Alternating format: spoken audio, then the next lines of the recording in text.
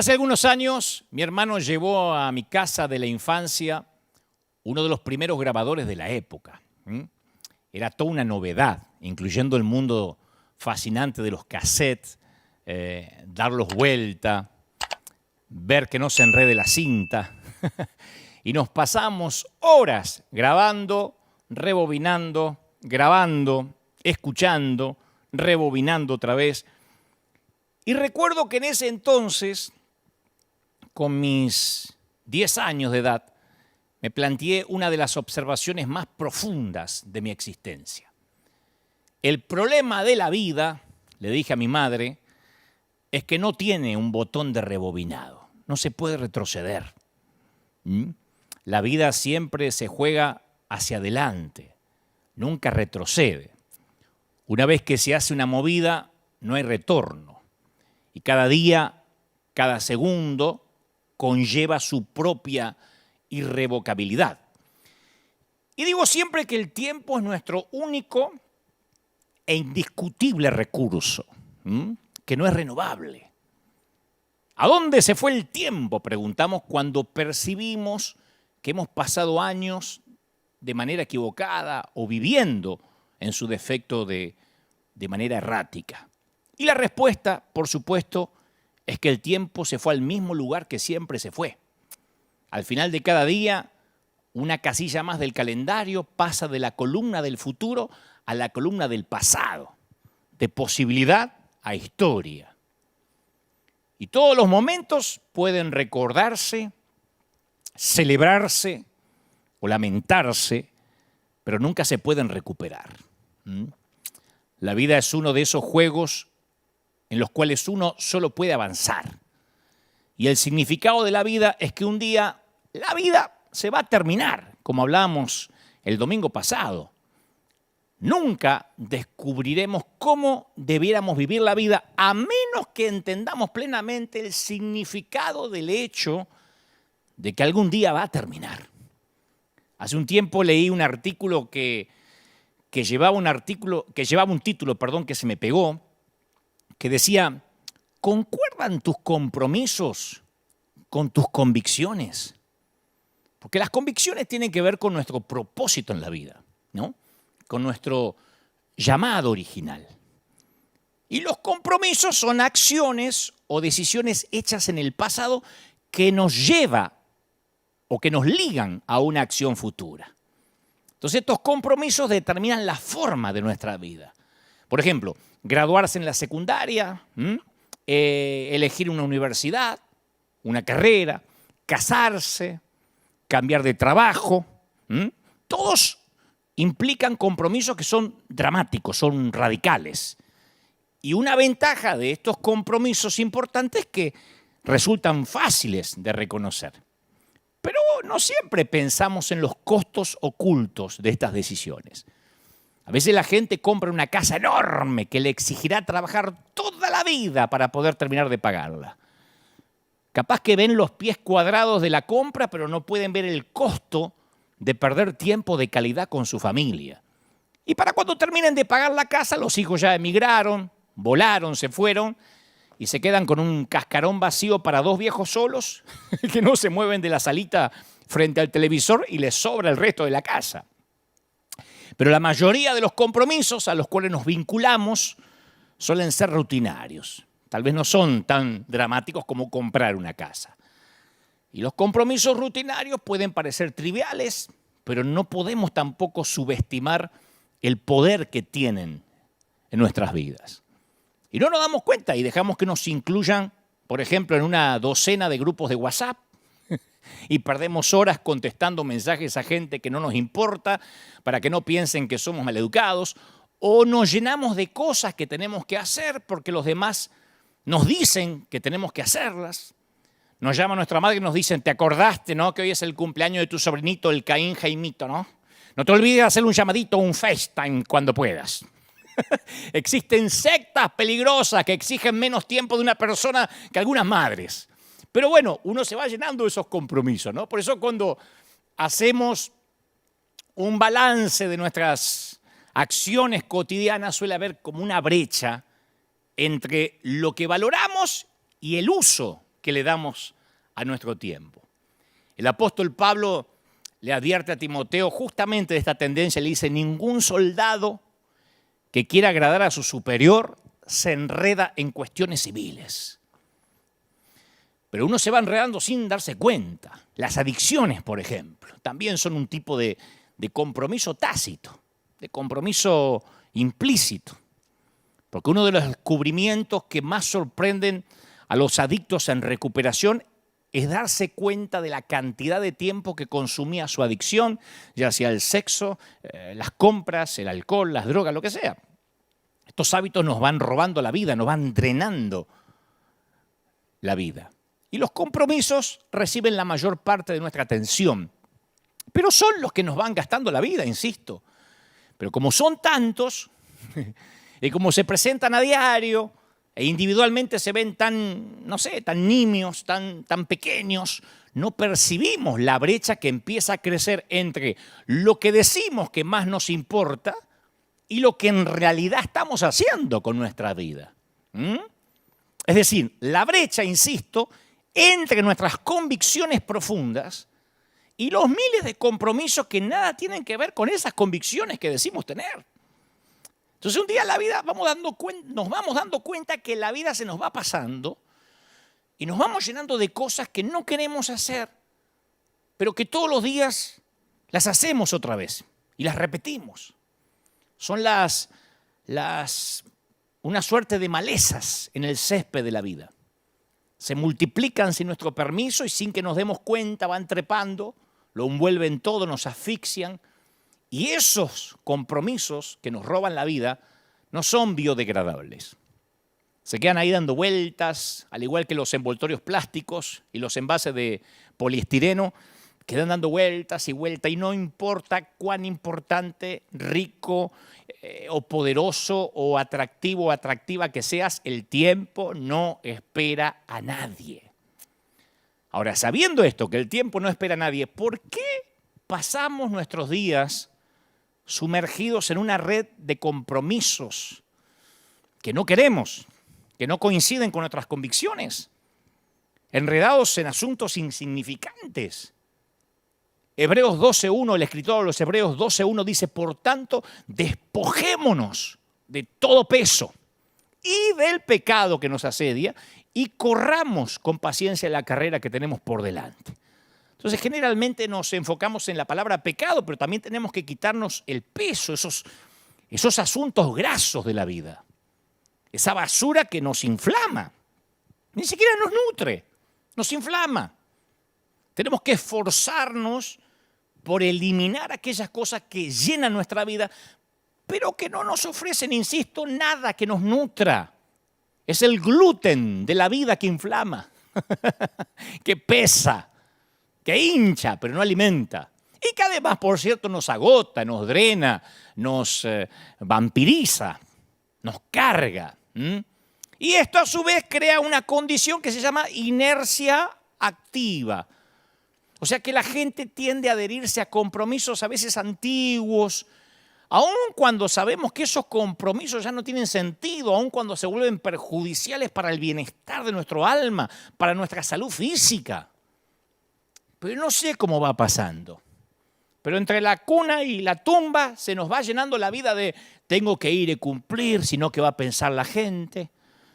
Hay que pasar la fiesta con ellos porque siempre la pasamos con ellos, aunque no tengamos ganas de pasarla con ellos.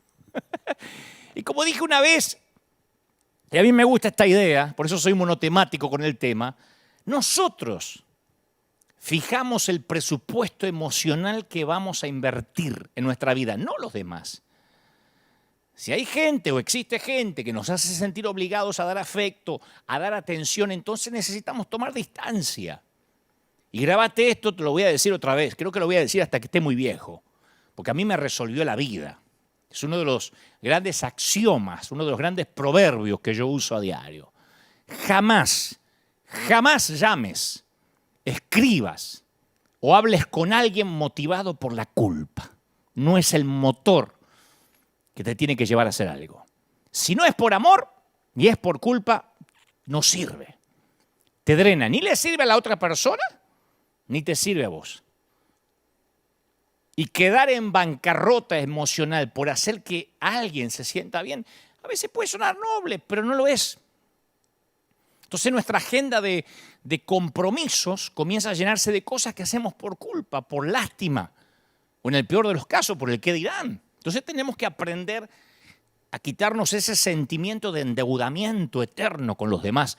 Como dijo una vez, esa suerte de hipotecas almáticas, que nunca terminamos aparte de pagar. Siempre estamos debiendo algo para alguien.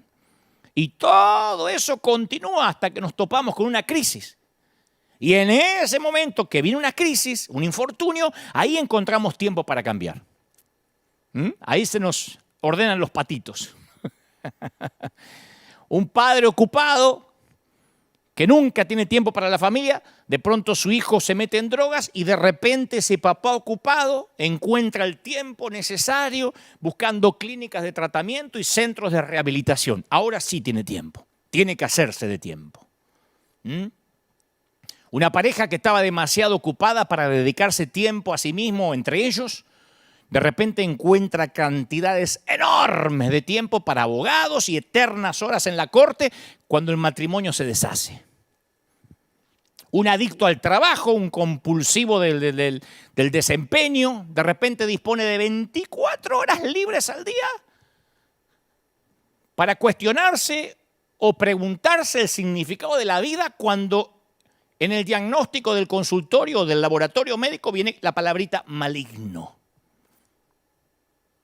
Y un día, por supuesto, nos enfrentaremos a la crisis suprema. Nuestra vida terrenal terminará y estaremos frente a Dios. La historia de Jesús sobre el rico insensato es la historia de un hombre que se encamina directo hacia una crisis como un marinero que está admirado de la solidez de su yate un par de metros antes de caer por las cataratas del Iguazú o las cataratas del Niágara. Si esperamos lo suficiente, la crisis va a venir. La crisis siempre viene. Por eso es mejor no esperar que vengan para replantearnos la vida que estamos viviendo. Entonces yo te hago una pregunta sincera. A esta altura ya te puedo hacer una pregunta sincera. ¿Alguna vez pensaste en dónde vas a pasar tus últimos días en esta tierra? ¿En qué lugar físico? Porque nadie sabe ni cómo va a morir, ni en dónde, pero si vamos a la estadística, lo más probable es que sea en la cama de un hospital. Así que es posible que tus horas finales las pases rodeado de aparatos, en una cama de hierro, conectado a un respirador. Y yo he estado varias veces en la línea de llegada de mucha gente. La llegada del final de la vida, ¿no? Y el patrón apenas varía. Así que primero voy a contarte lo que nunca pasa en esos momentos. Te voy a contar lo que nunca, nunca, nunca bajo ningún concepto sucede. Nunca yo he escuchado a alguien decir, Dante, ¿me podrías traer el diploma de la universidad? Yo quisiera morir abrazado a mi diploma, ¿viste? Porque fui muy feliz con el doctorado. Y quiero morir sabiendo que soy doctor. Nadie me dijo nunca, ¿me podrías traer algo de mi dinero del banco en efectivo? Te doy la tarjeta y sácame todo lo que puedas. Quiero sentir el efectivo junto a mi pecho así, mientras exhalo el último suspiro sabiendo que morí rico. Nunca. Nadie me dijo, ¿me traerías mi Tesla, mi BM, mi Mercedes? Porque quisiera que le pongas algo de cera, me lo estacionás frente así la ventana, ¿viste? Del hospital, porque pasé tantos lindos momentos en ese auto que quiero que sea lo último que vea antes de morir. Nadie me dijo, ¿me traerías el último estado financiero de mi banco? Pedí con qué saldo me estoy muriendo. Quiero leerlo, quiero estar tranquilo antes de partir. ¿Entrarías a mi Instagram y me decís cuántos likes tiene la fotito que me saqué hace unos meses comiéndome un helado? No. Definitivamente esas no son las conversaciones que tienen lugar al final de la vida. ¿Vos querés saber de qué habla la gente?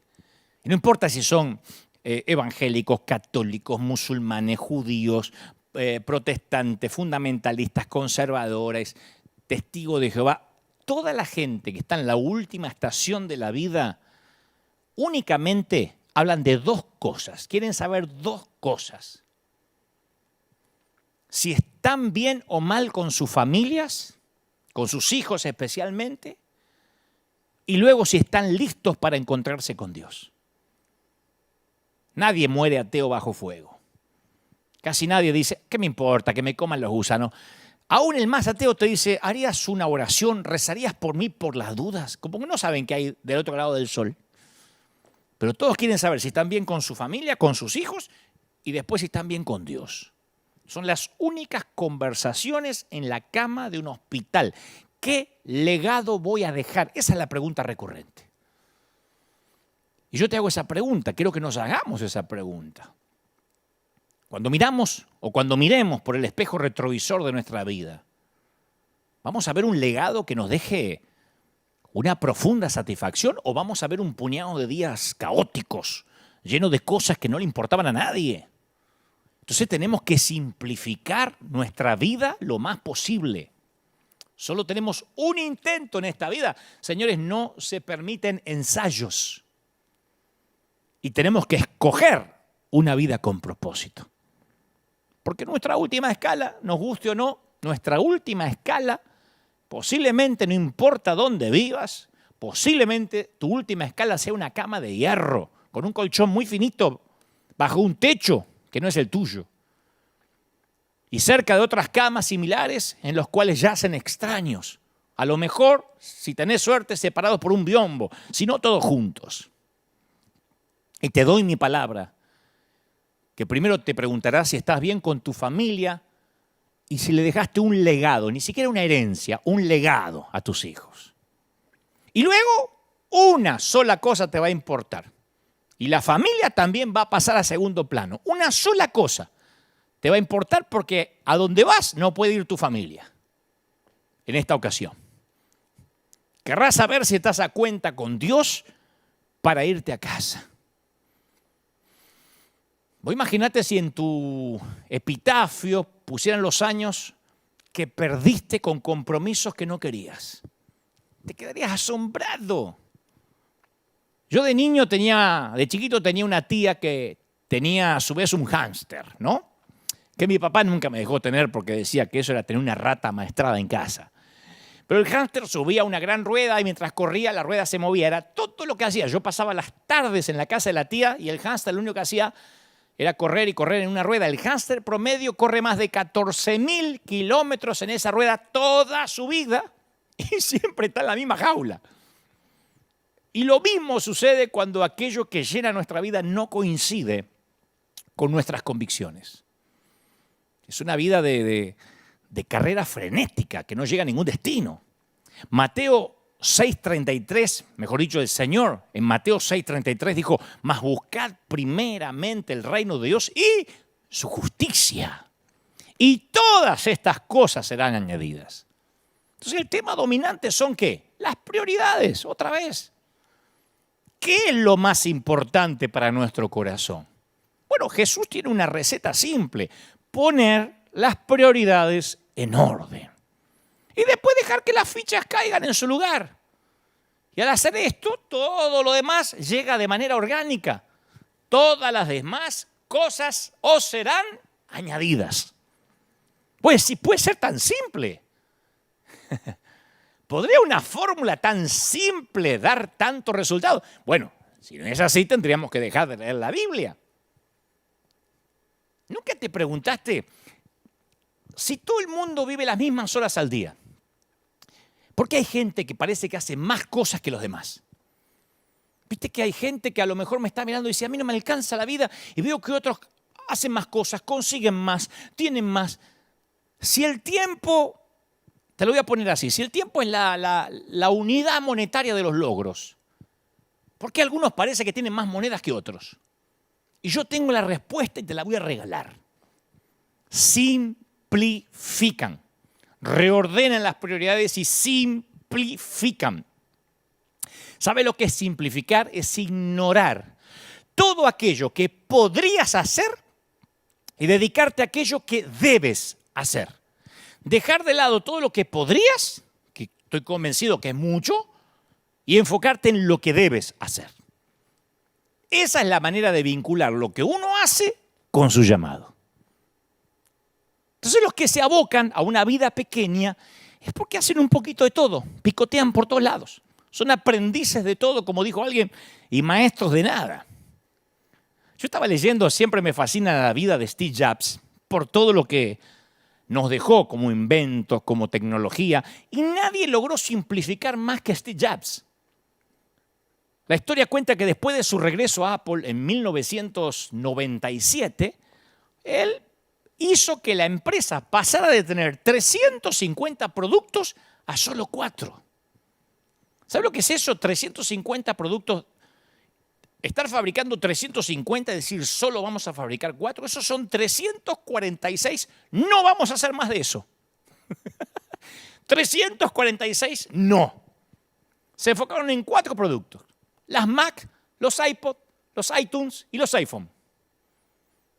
Y siempre tienen un solo producto hasta la fecha como novedad en toda la línea que mueve el resto.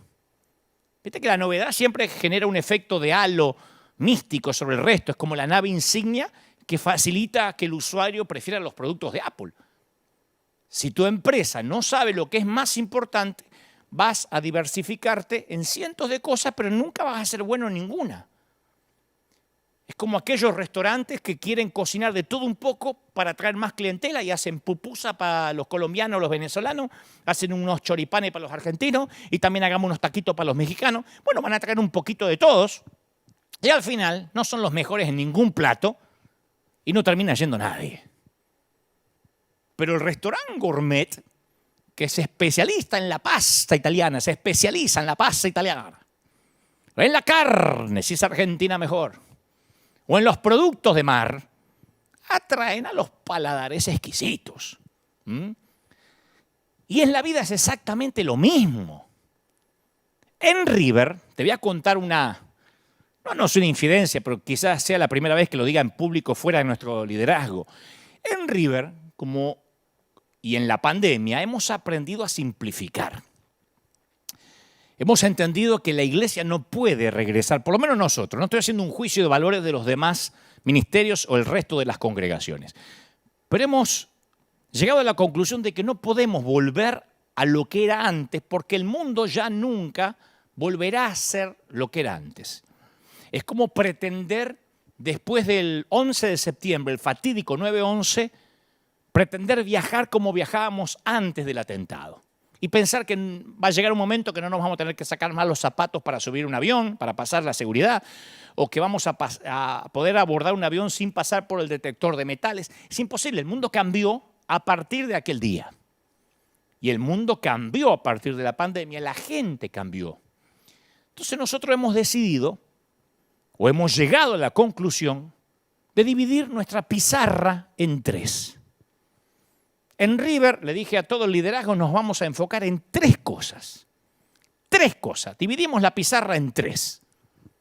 Poquito menos que Apple. Las almas, o sea, la gente rota, la palabra, la predicación y bautizar gente. Las almas, la palabra y bautizar gente. 3 cosas.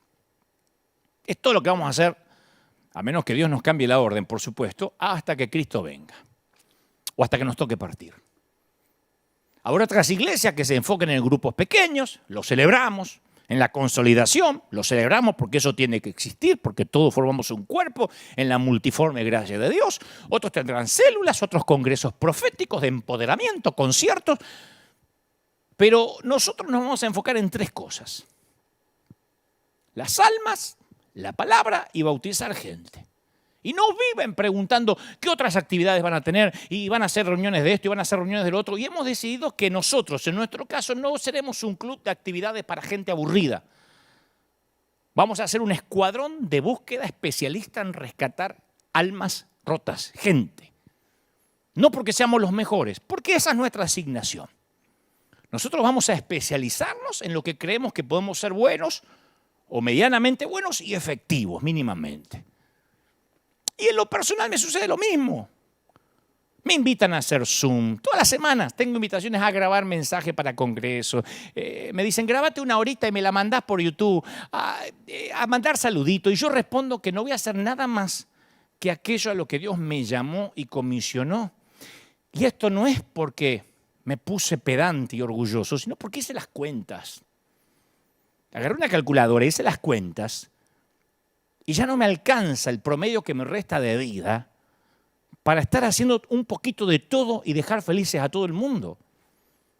Y en esto implica que no me importa quedar bien con alguien que no conozco, que tampoco me conoce, para que no diga, uy, Dante perdió la humildad porque no aceptó nuestra invitación. Y antes que lo piense, porque hay gente que por ahí dice, claro, a vos te es fácil simplificar porque sos Dante Gebel. La pregunta que deberías hacerte es, ¿lo haces porque sos Dante Gebel o sos Dante Gebel porque lo haces? Porque todos podemos simplificar la vida. Es algo que todos podemos hacer. La actividad no siempre está relacionada con la productividad. Y estar atareado no siempre o rara vez tiene que ver con una vida eficaz. Entonces, yo sé que las personas somos capaces de hacer dos cosas a la vez. Pero al igual que las computadoras, no podemos concentrarnos en las dos al mismo tiempo. Porque nuestra atención oscila de una cosa a la otra. No podemos conducir el automóvil y enviar mensaje de texto, o no deberíamos. O controlar al niño que está en la bañera, al bebé, y mientras hablar por celular, hacer un zoom. Porque nuestro cerebro tiene varios canales, está bien, que no se interfieren. Pero no estamos realmente centrados en ambas actividades. Siempre que hacemos dos cosas, una está ocurriendo en primer plano y otra está en el fondo. Si ahora vos estás escuchando este mensaje y mientras estás haciendo la comida, no estás centrado en el mensaje, centrada en el mensaje o centrado en el mensaje. No, yo puedo hacer las dos cosas. No. Hay una que está en primer plano y una que está en segundo plano. O la comida no va a ser lo mejor o no estás prestando atención a lo que Dios te está hablando. Porque si Dios te está hablando, usando a este burro o a quien sea, y mientras estás haciendo otra cosa o testeando por el celular, es lo mismo que si te llamara el presidente a la casa de gobierno, mientras te está hablando te pones a testear. Y vos le decís, hable, presidente, yo puedo hacer varias cosas a la vez. No, estoy haciendo la lista del almacén, pero usted vaya hablando. Si tuviéramos que atravesar un precipicio en una cuerda, dejaríamos de hablar, ¿o no? Por eso cuando los hombres nos perdemos, vamos manejando y nos perdemos, lo primero que hacemos es bajar la música. Me perdí. Y lo primero que hacemos es bajar la música. Porque no sé por qué, eso habría que buscar una explicación científica. Pero yo creo que si tuviéramos que explicar cómo aterrizar un avión, dejaríamos de caminar. Podemos hacer dos cosas a la vez, pero no somos eficaces en ambas. Todos queremos que el cirujano no se distraiga si nos opera. No nos gusta pensar que el cirujano, mientras nos está operando, está haciendo una ensalada de rúcula. O que el piloto de avión esté mandando textito a la novia despegando de la nave. No. Queremos que los castiguen severamente si hacen algo así. Entonces, ¿acaso no valoramos nuestra vida de la misma manera? ¿No es importante tu asignación en la vida para que requiera concentración? Esto te lo voy a decir una sola vez. El que tiene oídos que oiga, como dijo el Señor. Si tenés concentración, porque hay gente que dice, yo soy de concentrarme. Sí, pero no tenés prioridades. Tenés concentración, pero no tenés prioridades. Vas a tener mucha excelencia, pero nunca vas a avanzar. En cambio, si tenés prioridades, pero no lográs concentrarte, sabés lo que tenés que hacer, pero nunca vas a terminar. Entonces, ¿qué es lo que más importa en la vida? Bueno, si alguien puede darnos cátedra de qué es lo que importa en la vida, es el hijo de David, Salomón. Cuando uno se pregunta las cuestiones profundas de la vida, tiene que buscar, luego de leer todo lo que dijo Jesús, el segundo recurso es buscar lo que dijo Salomón. Salomón buscó ese algo con desenfreno y después registró sus hallazgos intelectuales o arqueológicos del alma en el libro de Eclesiastés. Eclesiastés, él escribe 12 capítulos de una lucha libre e intelectual acerca de lo que importa y lo que no importa en este mundo. Como que él te hace la tarea práctica, te escribe la tesis para que no tengas que andar sufriendo. Para de sufrir, lea Salomón. Y las reflexiones de Salomón a veces parece que ofenden, pero son descarnadamente sinceras. Y si vos querés escuchar a alguien que ya está de vuelta de todo, es Salomón. Así que te invito a que te sientes a los pies del hombre más sabio del mundo y escuches conmigo. Primero, en Eclesiastés, y como debe ser, Salomón menciona la salud física. Una buena salud te ofrece una mejor calidad de vida, sin duda. Si siempre tuviste buena salud, seguramente ya la estás dando por sentado. Pero habla con quienes no, quienes atravesaron el COVID durante esta temporada y te dirán lo que significa la salud. El aire, el respirar libremente, sin asistencia, sin estar entubado. En Eclesiastés 1, Salomón va al grano y dice, generación va, generación viene, pero la tierra siempre es la misma. Nadie se acuerda de los hombres primeros, como nadie se acordará de los últimos. No habrá memoria de ellos entre los que habrán de sucedernos. Entonces Salomón arriba a la siguiente conclusión. Dice, ya sea que disfrutes de una salud fantástica o tengas una salud frágil, el fin es el mismo para todos. Moriremos y el mundo va a seguir.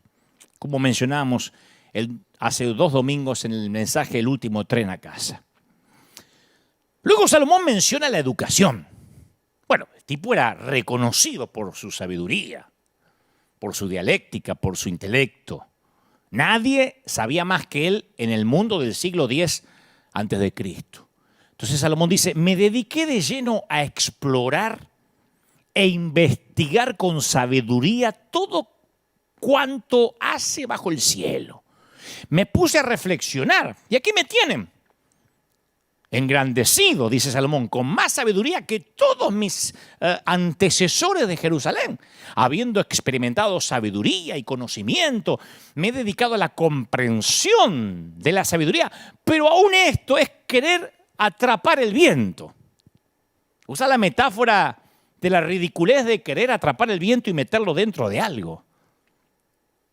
Estudiar es querer atrapar el viento. Yo quise mostrarle esto a mi madre cuando iba al colegio para no estudiar más. Le dije, mira mamá, el tipo más sabio del mundo dice que estudiar es como querer atrapar el viento. Y la vieja me corrió con la escoba y me dijo, vas a estudiar, qué bueno sos Salomón. Pero él no dijo que no eran malos, que era malo estudiar. Él dijo que no te va a traer satisfacción ni felicidad. O sea que el conocimiento como objetivo final tampoco vale la pena. La educación es un medio para un fin, no un fin en sí mismo, ¿no? Un título no te define en la vida.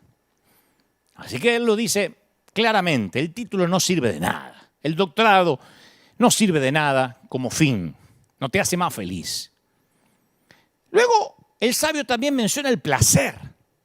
Dice, y en cuanto a los placeres, ¿para qué sirven? Quise luego hacer la prueba de entregarme al vino, o sea que probó. Es un turismo por la borrachera. Y me traté de aferrar a la necedad. La pregunta es, ¿cuánto Malbec mendocino hace falta para llenar el vacío del alma? ¿Cuántos bebedores sociales de verdad están vacíos? Luego Salomón, enumerando esta suerte de vanidades, dice, empieza a hablar de los logros o el trabajo. Entonces dice los adictos al trabajo. Él menciona a los adictos al trabajo ya en ese tiempo, que tienen la misma enfermedad que los alcohólicos, solo que la droga es legal. Él dice, realicé grandes obras, me construí casas. Salomón dice, me planté viñedos, cultivé mis propios huertos y jardines y en ellos planté toda clase de árboles frutales. El tipo no construyó una casa, sino varias mansiones y suntuosas. Cada vez que me toca estar al lado de la cama de alguien que está por tomar su último tren, si es que tiene la providencia de estar consciente, yo suelo preguntarle cuáles son sus remordimientos. Pero no lo hago para mortificarlo, sino para aprender. Y la mayoría coincide y dicen algo como, estuve tan ocupado intentando mejorar el estándar de vida de mi familia que antes que me diera cuenta, mis hijos crecieron, se fueron, se emanciparon y nunca llegué a conocerlos. Y ahora están demasiado ocupados para mí. Y pasa que algunos acontecimientos se presentan a veces acompañados con una alarma, con un sentido de urgencia, un mensaje de texto que hay que responderlo ahora, un nivel de colesterol que está muy alto y hay que bajarlo ya. Pero el llamado a amar casi nunca viene acompañado de urgencia. Siempre decimos que podemos procrastinar, dejarlo para después. Y a lo mejor te perdiste la oportunidad de sentarte en el piso con tu hijo para jugar a la lucha, mirar una película infantil o escuchar cómo le fue hoy en la escuela. Y vos decís, bueno, pero ya habrá tiempo para eso cuando todo se calme, ahora estoy tapado de deudas. Y a lo mejor ya pasó mucho tiempo desde que tuviste una conversación profunda con un muy buen amigo, de esos que podés ser vos sin fingir, esos que podés abrirle el corazón. Y vos decís, sí, ahora que lo mencionás lo tengo que hacer un día de esto. En un día de esto nos tenemos que juntar a comer. Lo que pasa es que ahora estoy muy ocupado. ¿Le alimentaría el corazón a tus viejos padres? O a uno de los dos, si está vivo, que te tomaras el tiempo de expresarle el amor que le tenés? Sí, lo tengo que hacer, Tengo un día de esto, tengo que ver a la vieja o ver al viejo, pero lo que pasa es que mi vida está muy llena ahora. Y así la vida se va pasando, los hijos se van, los buenos amigos se cansan y desaparecen, y los viejos se nos mueren. ¿Vos creés que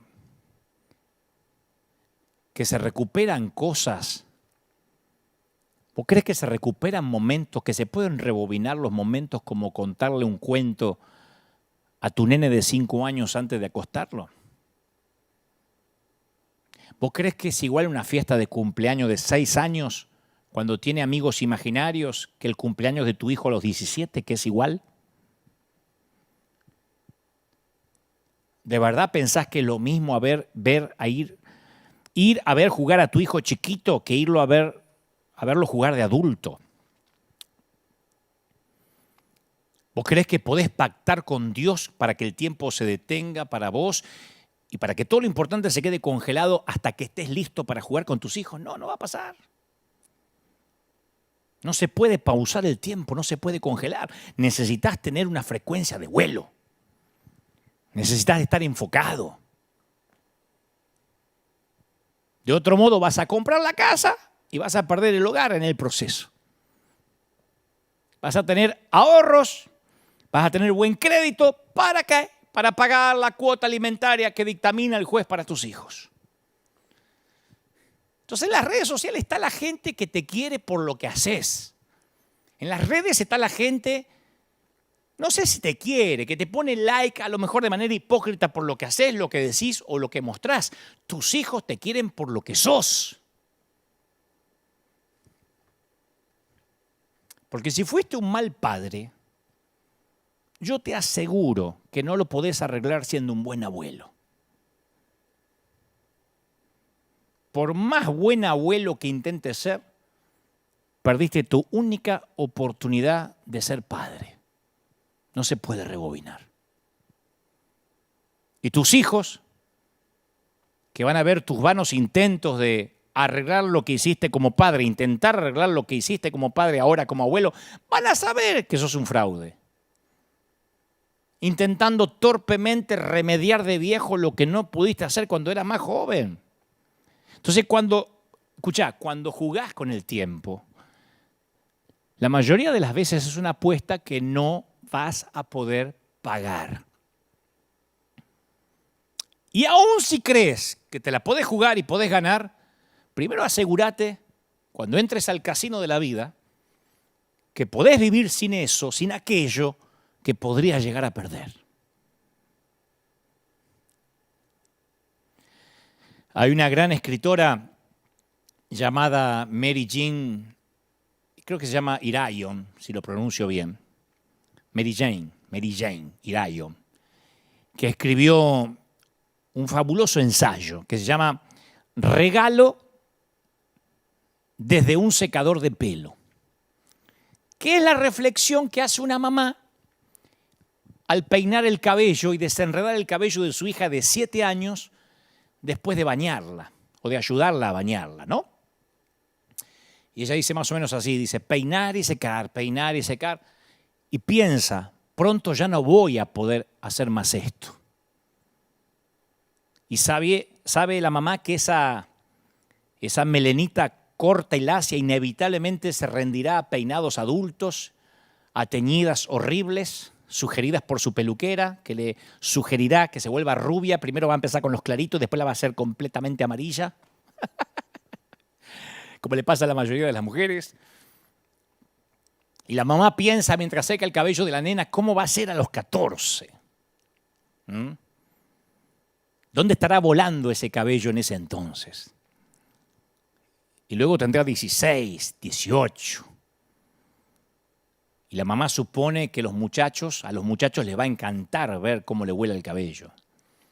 Y algunos de esos muchachos van a sentir ese cabello en su rostro y uno de ellos se casará con ella y su cabello estará perfecto bajo el velo el día de la boda y luego su cabello estará desparramado en la almohada de él. Y la mamá piensa, detesto esa idea. Y mientras que le seca el cabello a la niña, piensa, ¿dónde estará ese muchacho en este momento? Que ahora también es un niño. Y si la va a amar. Y si la va a cuidar. La mamá termina concluyendo en que van a envejecer juntos. El cabello color castaño se va a volver canoso. La mamá ya no va a estar. Y luego también se irá la niña, porque esa es la vida. Y todas las lágrimas del mundo le anegan los ojitos por un segundo mientras apaga el secador de pelo a la vez que hunde su rostro en los cabellos tibios de la niña como si pudiera, no sé, congelar, sellar ese momento para que no lo afecte el tiempo, pero no puede. Señores, el tiempo no da treguas a nadie y como dije, no tiene botón de rebobinado. Podemos ver los videitos de nuestros hijos cuando eran chiquitos, recordar, reírnos, 1000 veces, pero no los va a traer de regreso. Por eso sigamos con Salomón. Salomón sigue buscando el significado de la vida y obvio que también menciona la riqueza, ¿no? Porque era un hombre rico, era un hombre magnate. Y dice Salomón, me hice de esclavos y de esclavas y tuve criados y mucho ganado vacuno y lanar, mejor o mayor que todos los que me precedieron en Jerusalén. Amontoné oro, amontoné plata, tesoros que fueron de reyes y provincia. Me hice de cantores y cantoras. A mí me gusta esa parte porque la pasamos por alto, pero dice Salomón, me hice de cantantes. Viste que muchos de nosotros puede ahorrar a veces mucho tiempo para poder ir a un concierto. Salomón fue y se compró la banda. El tipo se llevó a los mejores músicos para que le hicieran conciertos mañana, tarde y noche. Se llevó de empleado a Luis Miguel. Se lo contrató. Le dijo, Luismi, vení, Miki, cántame. ¿Ah? Y luego Salomón también mencionó el sexo. Dice, disfruté de los deleites de los hombres. Formé mi propio harén. Ahí está en Eclesiastés. Dijo, voy a ver qué se siente tener mujeres para elegir. La Biblia registra que adquirió 700 esposas que eran princesas. 700. Y 300 concubinas. Estuvo casado con 1000 mujeres. Ahí viene el chiste fácil. Si todas las mujeres tenían madre, tuvo 1000 suegras. Pobre hombre, ¿no? ¿Cómo no va a reflexionar así? Si hacer feliz a una a vos se te hace difícil, imaginá hacer feliz a 1000. Le llevaba 3 años pasar una noche con cada una. Eso sí tenía sexo cada noche. 3 años, hasta que daba toda la vuelta. Venía la chica y dice, pero Salomón, hoy no pasa nada, en 3 años te atiendo. La Biblia menciona que todas esas mujeres hicieron que se pervirtiera su corazón. Más sexo no lo hizo feliz. Y el sabio agrega, me engrandecí en gran manera. Más que todos los que me precedieron en Jerusalén. Claro, para los estándares del mundo el tipo lo tenía todo. Era un rockstar. Era el Tony Stark de la época. Simpático, playboy, filántropo, multimillonario, atractivo. casi un argentino. Nada, broma. Y dice Salomón, no le agregué a mis ojos ningún deseo, ni a mi corazón le privé ¿cómo es que dice? Le privé de placer alguno, sino que disfruté todos mis afanes. Y solo supe que eran vanidad, afanes. Consideré todas las obras y el trabajo de mis manos y todo era absurdo. Vanidad, correr tras el viento, ningún provecho saqué de esta vida. Lo dijo el hombre más sabio. Y querida, Salomón jugó según las reglas. Y el final de su experimento hedonista fue un fracaso. Y en mi opinión, mi humilde opinión, yo creo que la Biblia registra esta odisea, insisto, hedonista de Salomón para evitar malgastar nuestras vidas como él lo hizo. Por eso Salomón escribe sabiamente en Eclesiastés 12 estas profundas palabras con una lucidez increíble y también con cierta pizca de ironía. Salomón dice, acuérdate de tu Creador en los días de tu juventud.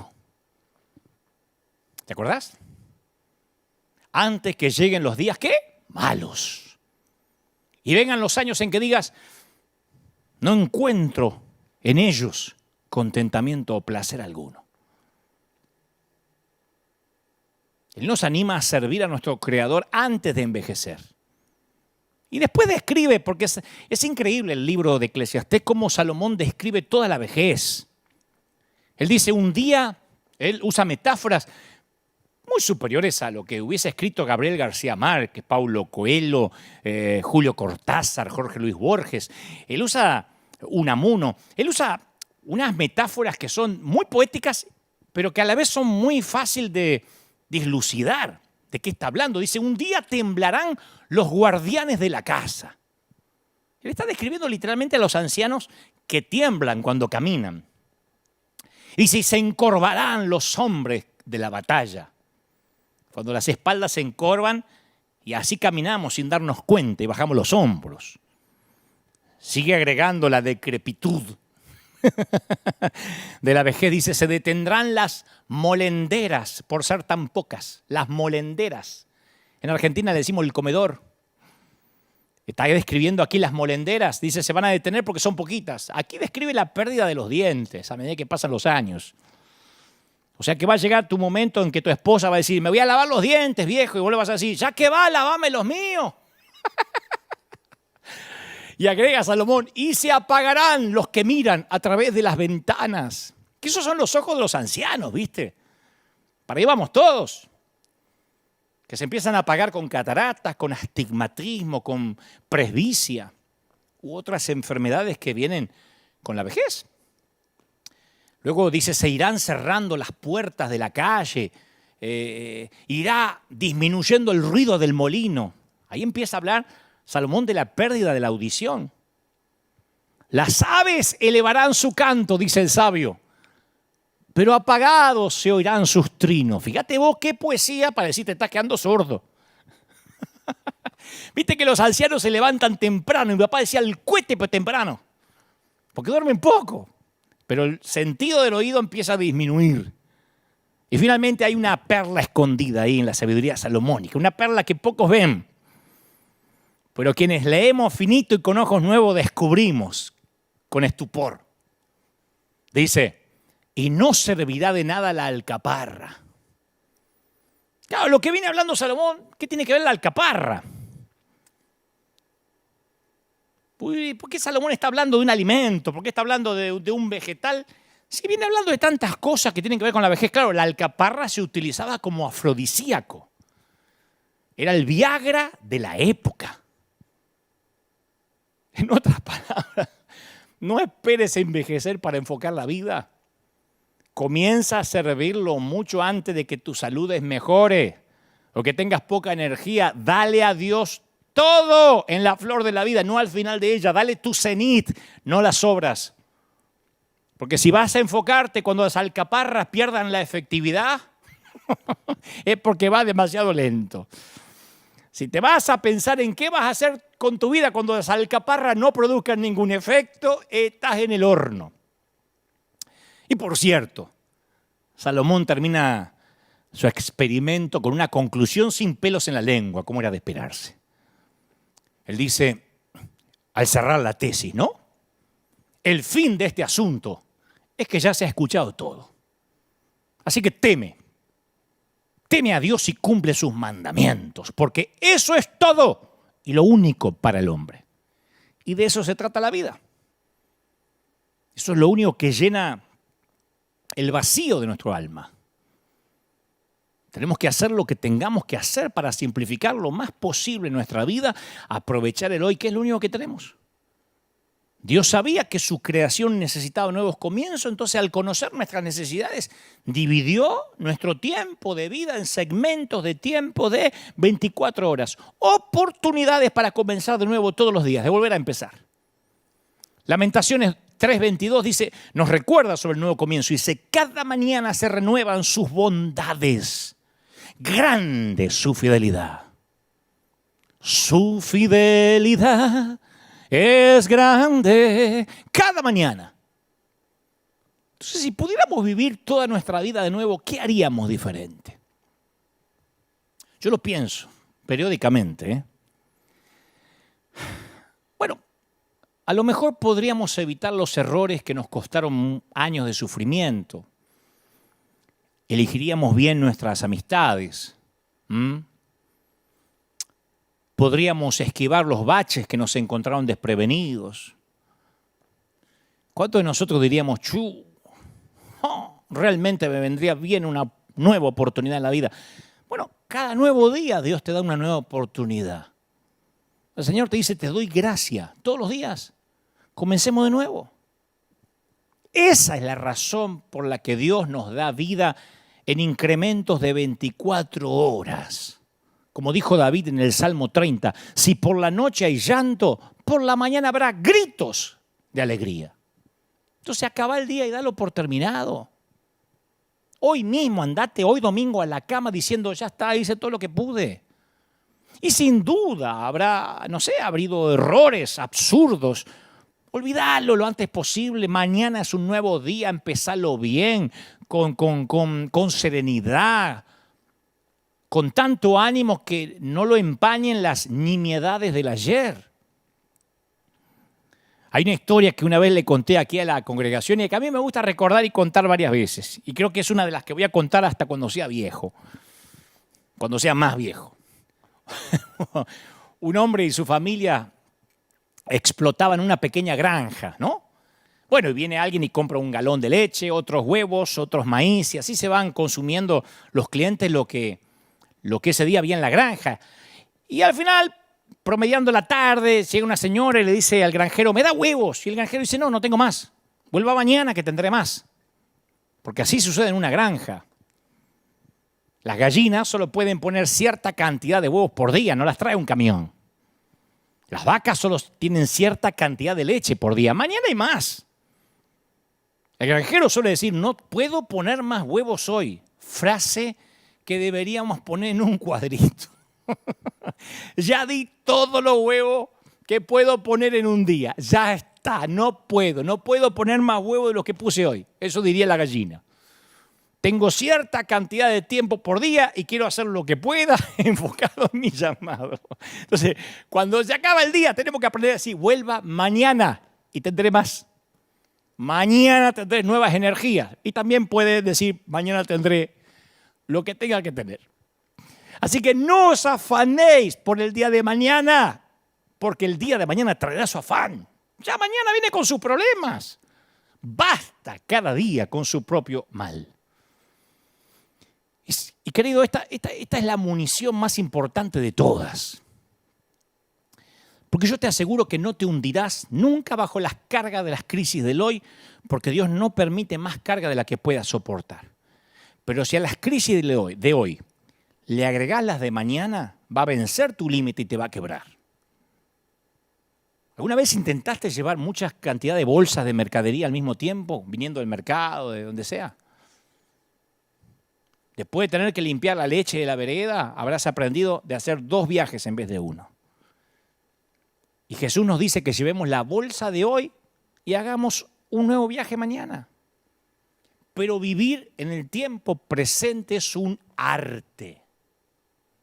No cualquiera vive en el presente, ¿eh? Yo desde hace, estoy sacando las cuentas ahora, desde hace 4 o 5 años empecé a vivir el presente. ¿Vos conocés a alguna persona que nunca está ahí?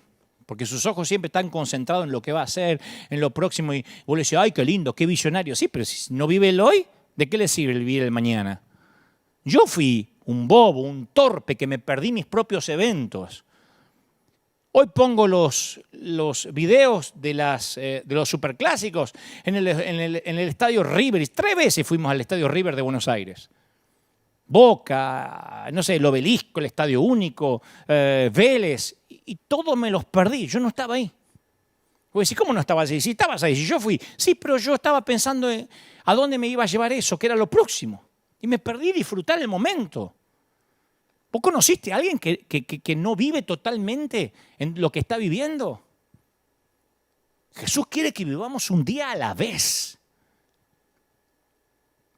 Existe una razón por la que Dios nos ubicó dentro del momento, encerrados entre el paréntesis tanto del pasado como del futuro. En el medio estamos nosotros. Ambos están fuera de nuestros límites, el pasado y el futuro, con carteles que dicen no pasar, no pasar. El pasado está cerrado, mi viejo. Y el futuro está en construcción. Pero hoy tienes lo que necesitas. Y como tus días serán tus fuerzas, dice Deuteronomio 33:25. Como tus días serán tus fuerzas. Las personas me dicen, es que yo no sé cómo voy a enfrentar si me pasa algo malo. Mira, yo no estoy minimizando tus crisis. Pero si pasa algo, la pérdida de un ser querido, el peor infortunio de tus peores pesadillas, cuando ese día amanezca, Dios te va a dar la gracia y la fortaleza para ese día. Ahora ubícate en un cuadrado por vez. Yo me pasé años de mi niñez imaginando a mi mamá en un ataúd. Porque mi mamá me psicopateaba, me voy a morir, me vas a matar, me vas a llevar a la tumba. Frase de las madres de antes para psicopatearte y para que te portes bien. Pero yo vivía imaginándomela muerta. Y en vez de disfrutar muchas veces a mi mamá, lloraba porque se me iba a morir y Dios me la regaló 40 años. Entonces no te quedes con los éxitos del ayer tampoco, porque viste que hay gente que también se queda cuando todo estaba bien en la vida y cuando yo, ay, mirá, esa foto no tenía arrugas, ay, no tenía panza, ay, mirá, tenía trasero. Bueno, ay, cuando estaba cuando los nenes eran chiquitos y no se peleaban. Pablo, uno de los hombres más exitosos, dijo, olvidando lo que queda atrás, mirando lo que está delante, el alto llamamiento de Cristo. Pablo podía haberse sentado en aquella prisión y aferrarse a un viejo libro de recorte de su memoria. Y mucho menos te quedes con el desastre de ayer. Porque una cosa es cierta respecto al ayer, se terminó. Está fuera del alcance, no hay nada que puedas hacer. A veces grabamos videos de un partido y te enterás que lo perdimos. Tu equipo lo perdió y ver ese video es una cosa cruel cuando el equipo no gana. No importa cuántas veces lo pases, perdemos. Y algo dentro de nosotros piensa que el juego va a ser diferente si lo volvemos a poner con fe. Pero una vez que sonó el silbato en la vida real, hay que dejarlo ir. Estamos fuera de la copa, dijeron los tanos cuando Maradona hizo el gol. Estamos fuera de la copa. Estamos fuera. Esto puede ser lo más difícil, soltarlo. A cada uno le llega su copa de aflicción en su momento. Y mi trabajo en el llamado que tengo es tomar las manos a las personas y caminar con ellas a través del valle de sombras. Lo he hecho un montón de veces. Mi tarea es ayudarles a caminar finalmente hacia la luz. Es lo que hago domingo tras domingo. Te ayudo a atravesar el valle. Estoy acá para decirte que el valle no es un lindo lugar para construir una casa. El valle de sombra es para pasar, no para colgar el sombrero. Y cada día extra que te quedes en esta sombra, eso es un día perdido de gozo. Lo importante es mantenernos caminando. Entonces no mires por encima de tu hombro la felicidad del ayer o la tristeza del pasado. No estires tu cuello para ver lo que hay delante en la curva del camino porque te vas a perder esto. Yo recuerdo haber ido a parques temáticos, Disney, qué sé yo, Universal Studios y un montón de gente grabando. Y van así, grabándole a alguien más que no vino. Especialmente los orientales hacen eso. Graban todo, van así, se van chocando y van así. Graban hasta cuando van al baño. En vez de disfrutarlo, lo están grabando para alguien que no vino. Disfrutalo, macho. Entonces la vida es así, mantenete con vida y no te preocupes. Mira, el Señor me dijo que te dé este mensaje. Mi nombre es Yo Soy. Y vos decís, ¿ya sabía eso? No, porque si vivís en el pasado va a ser muy duro, porque Dios no está ahí. Él no dijo que su nombre es Yo Fui. Yo soy, no yo fui. Ajá. Y si vives en el futuro va a ser muy duro, porque su nombre no es Yo Seré. Pero si vives en el presente serás feliz porque mi nombre es Yo Soy. ¿Cuándo? Today, hoy. Entonces el mayor bien no es necesariamente tiempo, es enfoque. Una persona que viva en el hoy enfocada puede lograr más que cualquiera que a lo mejor no lograría en 4 semanas.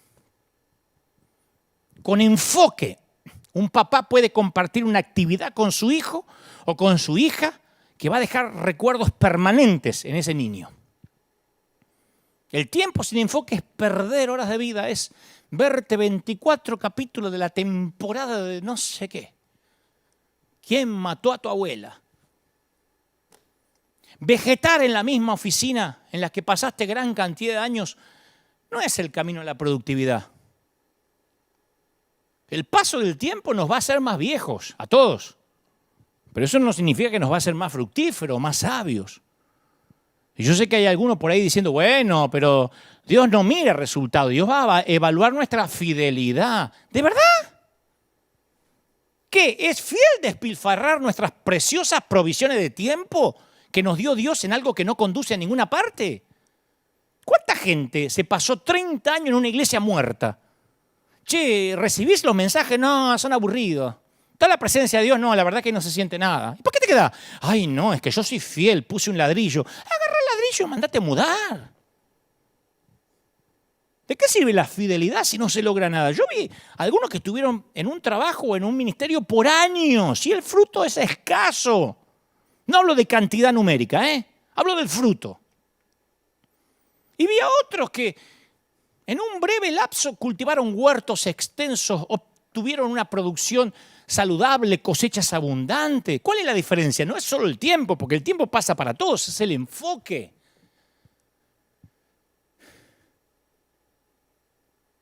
Enfócate donde Dios te puso. Un montón de pastores jóvenes vinieron un par de veces a River y decían, Dante, ¿tenés unos minutos? Dame unos tips para que mi iglesia crezca. Número 1, ¿qué haces un domingo acá? Andate donde Dios te mandó. No, es que vine a aprender. Míralo por internet, lo encontramos en la semana. No abandones el timón. ¿Quién dejaste en la iglesia que Dios te encomendó? Y lo dejé a un muchacho para que se vaya fogueando. Con ese enfoque, macho, ¿cómo vas a crecer? Yo cuando no voy a hablar de mi ministerio, ni hacer un alarde, ni un tour por mis logros, porque no los tengo. Pero lo mínimo es estar acá hace 12 años. No faltar nunca, porque si no tengo enfoque, no hay crecimiento. Aun cuando hay un invitado, yo estoy ahí como anfitrión, porque si no el invitado es como un reemplazo, como que yo te invite a mi casa y me diga, vení a mi casa, servite algo en la cocina, yo voy a aprovechar para pasear. Si te invito, tengo que estar. Enfoque. Yo en mi juventud invertí mi energía en un montón de cosas y ahora tengo que medir las energías. Tengo que ver dónde, porque cada vez tengo menos. Una cuestión lógica.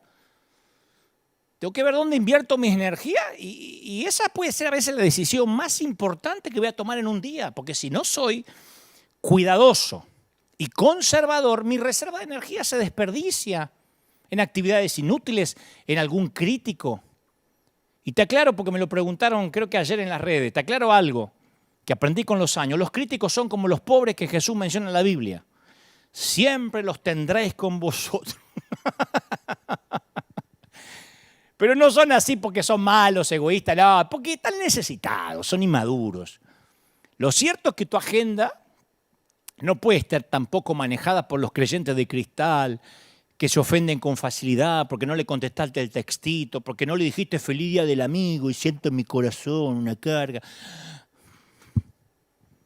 Es nuestra responsabilidad decir cuándo es suficiente. Porque las necesidades de la gente nunca se van a terminar. Si no le decís hasta dónde, te van a exprimir. Entonces vos tenés que decir, ya, hasta acá. Porque si no lo haces, ellos nunca lo van a hacer. Y por más que te amen, nadie va a controlar tu enfoque. Nadie va a cuidar tu salud personal. Nadie va a velar por tu salud emocional. Entonces vos vas a continuar desenfocado, desperdiciando el aceite que se te dio, sin energía, y un día, cuando termines en un hospital por un paro cardíaco, como le pasó a muchísimos ministros, o liquidado por el estrés, esos mismos hermanitos que te drenaban van a decirte con cara de borrego ungido, ay, debería descansar, pastor, tiene que cuidar el templo del Espíritu. Entonces no podés basar tu vida en la expectativa ajena. Y es una pena que esa claridad llegue con la edad. Es una pena. Yo digo, ¿por qué esto lo estoy aprendiendo ahora? ¿Por qué no lo supe cuando era un pibe? Lo que me habría ahorrado. Gabriel García Márquez escribió un bellísimo poema que aparentemente en el poema sale de la mente de un títere o de una marioneta, ¿no? No me acuerdo todo, pero dice más o menos así porque lo leí hace muchísimos años. Dice La marioneta. De la pluma de Márquez, por supuesto, del gran Gabo. Si por un instante, dice la marioneta, Dios se olvidara que soy una marioneta de trapo y me regalara un trozo de vida, aprovecharía ese tiempo lo más que pudiera. Y posiblemente no diría todo lo que pienso, pero definitivamente pensaría todo lo que digo. Le daría valor a las cosas, no por lo que valen, sino por lo que significan. Continúa la marioneta y dice algo así como, si Dios me diera un trozo de vida como a los humanos, les probaría a los hombres cuán equivocados están al pensar que dejan de enamorarse cuando envejecen, sin saber que envejecen cuando dejan de enamorarse. Y a los niños le daría alas, pero los dejaría que aprendieran a volar solos. A cada viejo le enseñaría que la muerte no llega con la vejez, nunca, sino con el olvido. Y hay un fragmento que yo puse en un libro que se llama El amor en los tiempos del Facebook. Un fragmento que siempre me gustó de este poema de Gabriel García Márquez que dice, si supiera que estos son los últimos minutos que te voy a ver, diría, te amo, y no asumiría tontamente que ya lo sabes. Sé que hay un mañana y Dios nos va a dar otra oportunidad para hacer las cosas bien. Pero por si me equivoco, y hoy es todo lo que nos queda, me gustaría decirte cuánto te amo.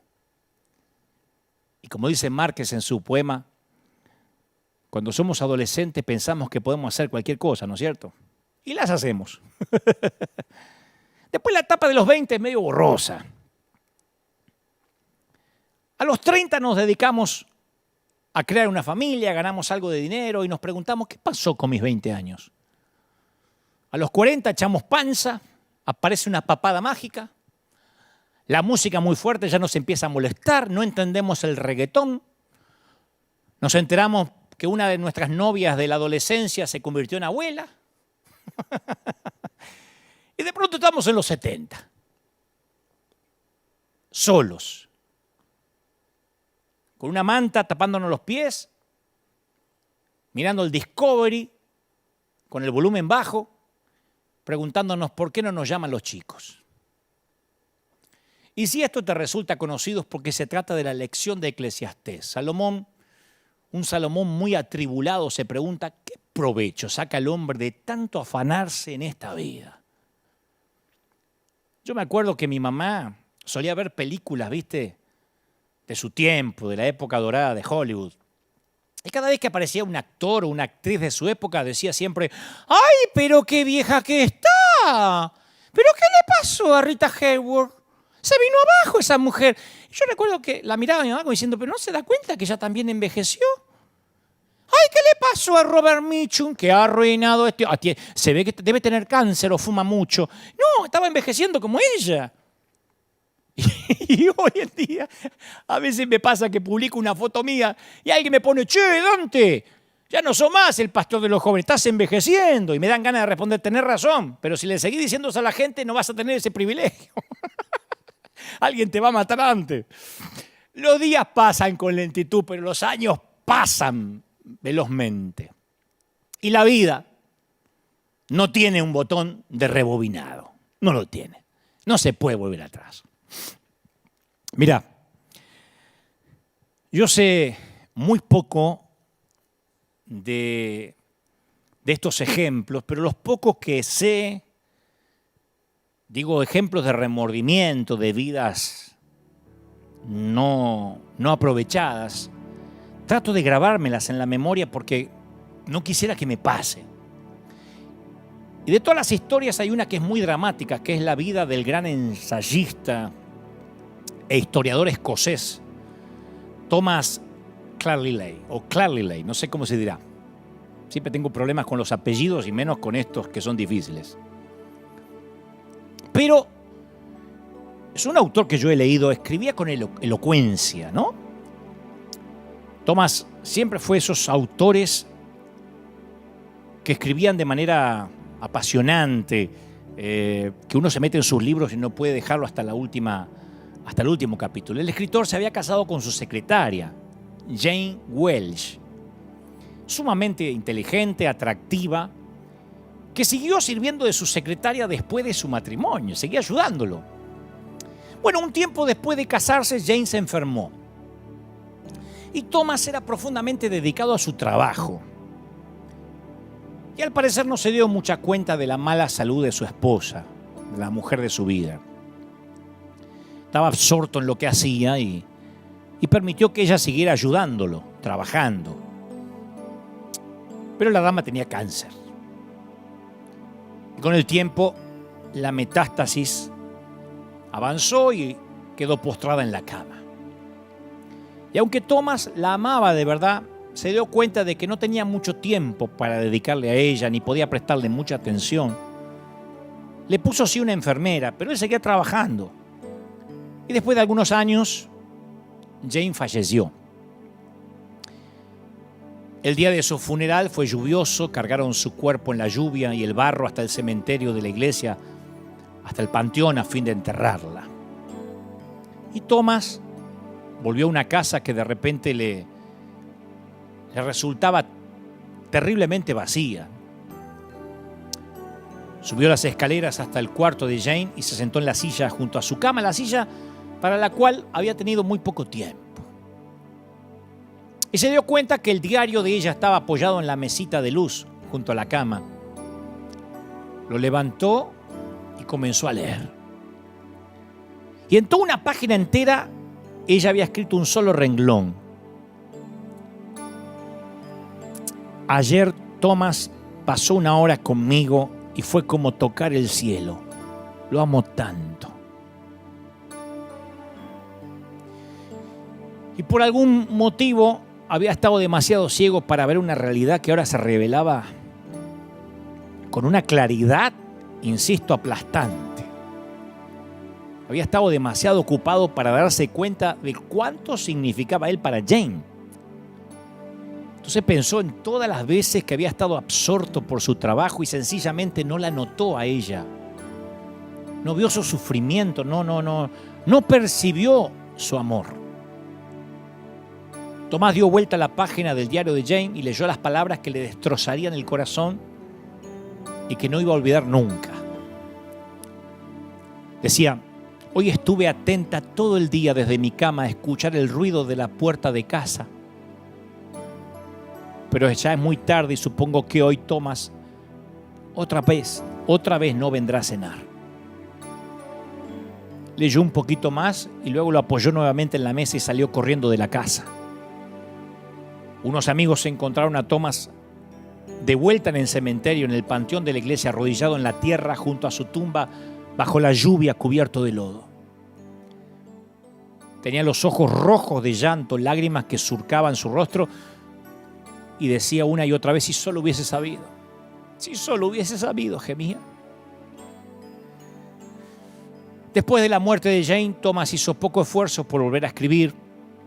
El historiador vivió unos 15 años más, pero manifestó que vivió cansado, aburrido y parcialmente recluido. Terminó con una frase. No volvió a escribir ningún libro más. Pero sobre un papel de notas que tenía en su escritorio puso una frase que luego hizo popular Julio Iglesias. Esta frase fue escrita mucho antes que el cantor español hiciera una canción respecto a ella. Me olvidé de vivir. Así que, mi querido, para no dar más vuelta al asunto, recuerda que no todos los que han muerto realmente han estado vivos. Así que, si yo fuera vos, si yo estuviera en tu lugar, me aseguraría que cuando me toque partir, la muerte me sorprenda vivo. Vamos a orar. Padre, he predicado y he transmitido a este ejército de campeones, a esta cuna de líderes, lo que creo me has dicho que les diga. Y he dicho cada palabra con precisión quirúrgica, sin tratar de agregar o quitar a lo que creo has puesto en mi corazón. Puedo sentir que el Espíritu Santo llega donde yo no puedo llegar, porque he hablado al intelecto de toda esta gente, pero tú has llegado a los tuétanos, a las entrañas. ¿Cuánto te ama el Señor, mi querido? ¿Cuánto te ama, princesa? No te imaginas cuánto. ¿Cómo no te va a amar si en sus manos te tiene esculpido? Y si no te amara, no te hablaría así como te está hablando cada domingo. Oro por todos aquellos que del otro lado van a redireccionar su vida, enfocarse, simplificar, hacer minimalista su vida. Van a hacer coincidir sus convicciones con sus compromisos. Oro para que Dios te dé esa sabiduría, que te la regale a la edad que tengas. Oro por los ancianos, por los viejitos que me están oyendo, por nuestros queridos viejos. Viejos son los trapos, decía mi abuela. Pero Dios sabe con qué corazón lo digo. Nuestros queridos abuelos, a quienes honramos una y otra vez desde aquí. Oro por los que todavía no han llegado a su cenit, a comenzar, a terminar. No importa en qué momento de la vida estés.